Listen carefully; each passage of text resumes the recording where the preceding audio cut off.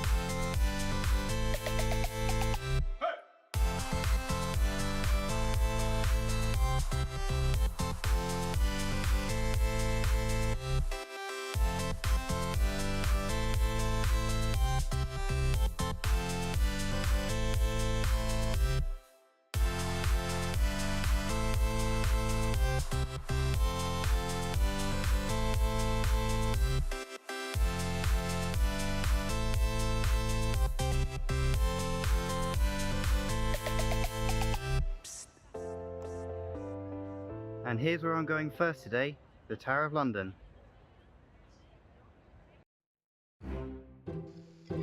The Tower of London is over 900 years old and is one of the most visited tourist attractions in the city.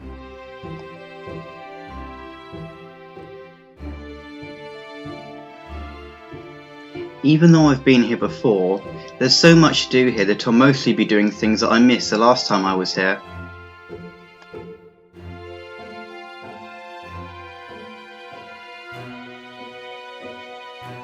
Walking around historical places like this, I can't help but wonder, what did this place look like when it was brand new?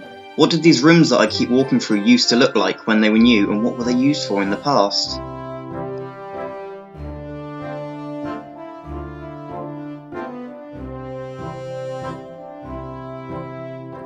This is something I never expected to see, an actual set of samurai armour.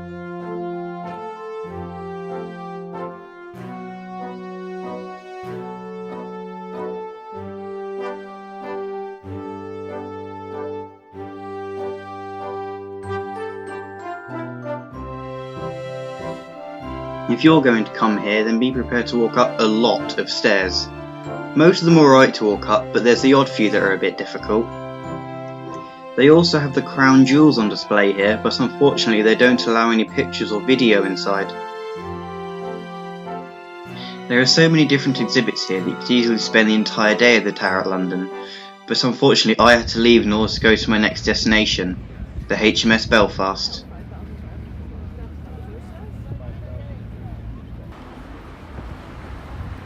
Video really does no justice to how big this place actually is.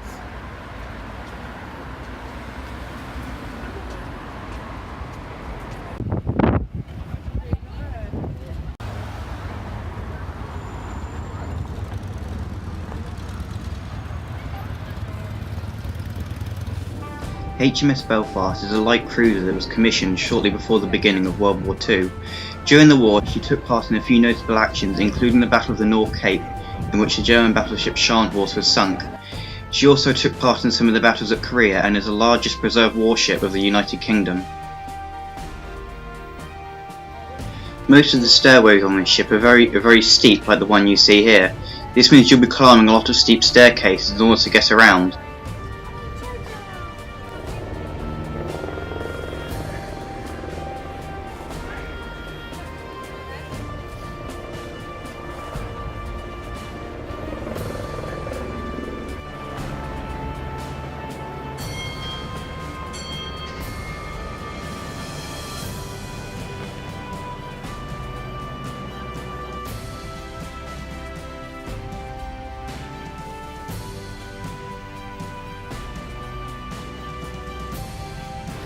As someone who really enjoys history, I find that Belfast to be one of the most enjoyable things of the day.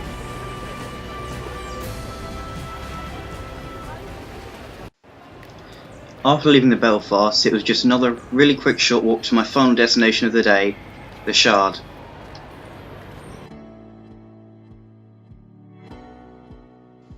The Shard is the tallest building in the UK and one that I've wanted to go up for a very long time. The view from up here is amazing, so I'd say it's definitely worth the cost of entry.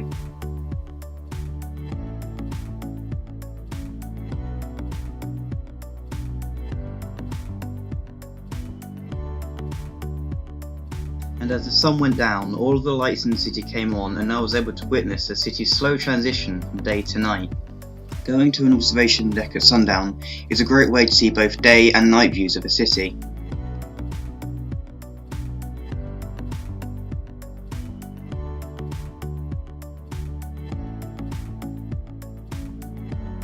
Even all the way up here, you can still observe the interesting architecture used in this building.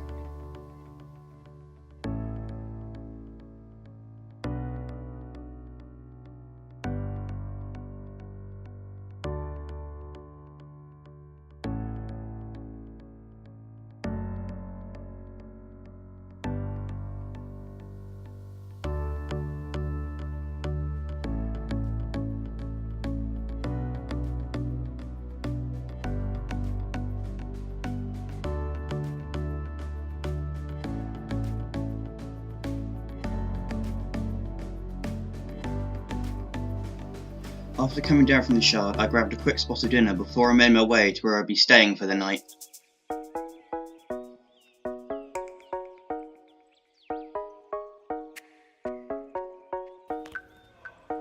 At the time of recording, this is currently the only capsule hotel in London, although it is part of a larger, more regular hostel. I decided to stay here because I've read a lot about capsule hotels and I was really eager to give one a try. I admit I do quite like the colour scheme they have going on here. Every bed comes with its own locker for you to store your things in, and there are also bathrooms down at the end of the room, so you don't need to use your card every time you need to go to the loo.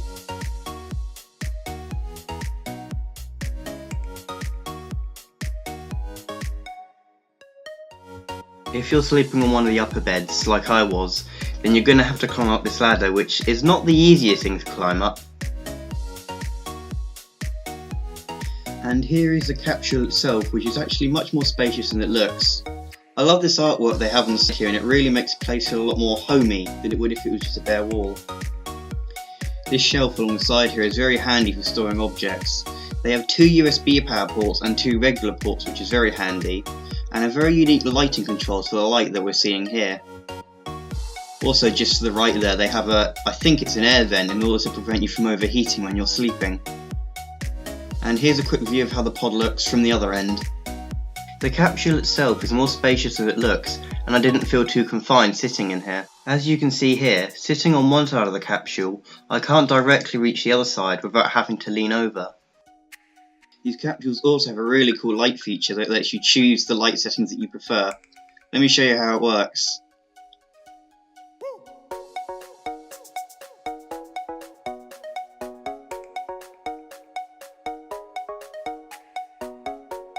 And that's all for the capsule tour, so it's time for me to get some sleep. I've got a long day ahead tomorrow. Overall, the capsule was very comfortable, although I did have some difficulty sleeping as it was very hot in there.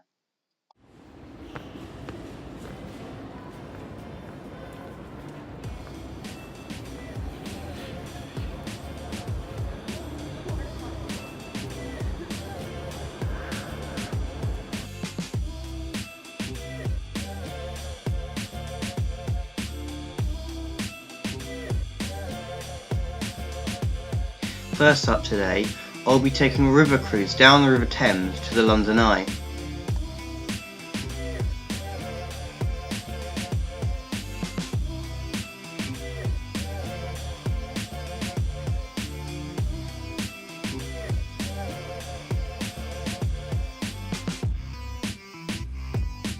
I feel that river cruises are a great way to explore cities because it allows you to relax while you see the city around you, and sometimes it allows you to discover new things that you never knew were there before.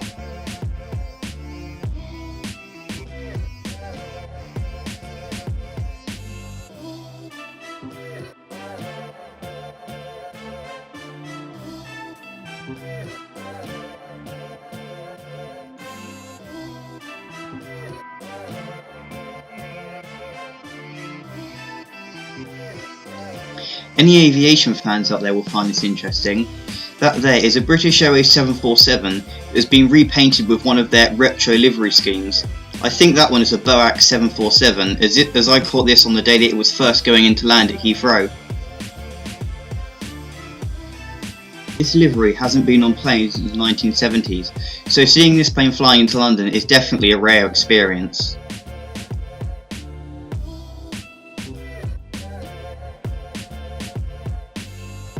Not long afterwards, a boat passed by another ship from World War II. I believe this is the HMS Wellington. Although as you can see, unlike the Belfast, this one hasn't been restored to its World War II era condition. And not much further along from that, as you can see here, is Cleopatra's Needle.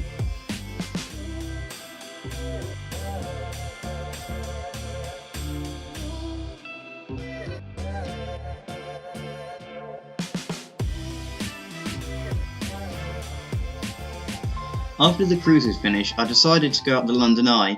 Although it was kind of expensive, I really wanted to do it as I'd never done it before and I was quite interested to see what the view was like from the top.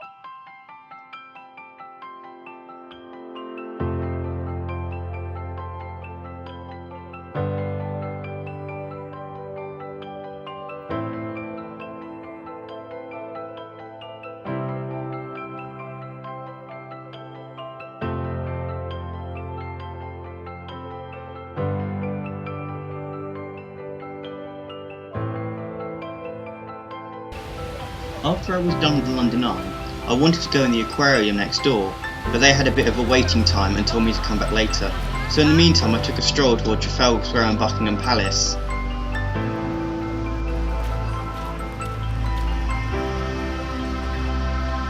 During my visit, the more common and usually regular palace guards that guard Buckingham Palace weren't there. They had a different unit from the army, although I'm personally not sure what unit this is. After that, I made my way to the aquarium for the time on my ticket and I was finally able to check the place out.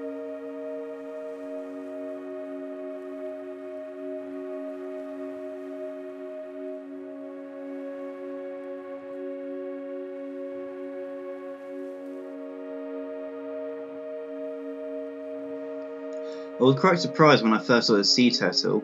I don't actually think I've seen one of them before, but they really are amazing creatures.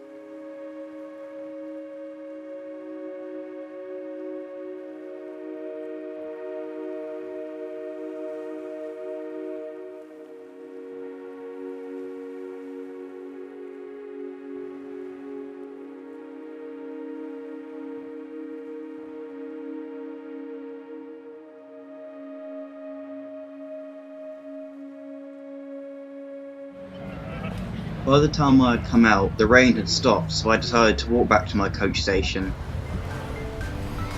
One of the things I love about London is how there is such a variety of things to do. Whether you're into art, science, history or food, there's always something you can find that will interest you.